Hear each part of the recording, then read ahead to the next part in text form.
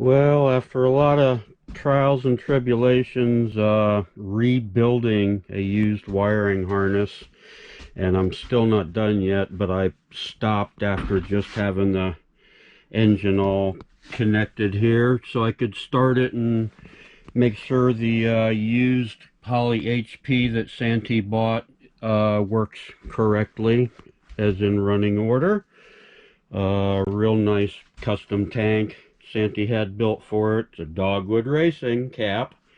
Giant fuel pump. Anyway, many tribulations once I went to test start it here, starting with SL log. It wouldn't start, wouldn't even synchronize, it's called. So I did a SL log on it, which you do through the Holley software, and SL log showed bad crank signal, so dealt with that, tried a few different things, and got a good crank signal going on it. And long story short, then when it did start, it would not accept throttle, took tons of throttle just to idle, wouldn't accept throttle, stalled, and blew me away. The data log said it went to -7 degrees timing the instant it started, and I had nothing in the file telling it to do that, so I created a new file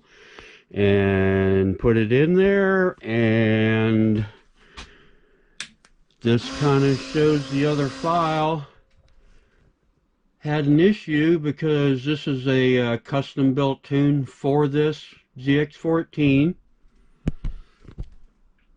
Gotta love that digital dash. Sorry for the light reflections, but anyway, we're going to connect to the ECU. All's good. So anyway, all I did was custom build this file for his bike. This is with zero tuning.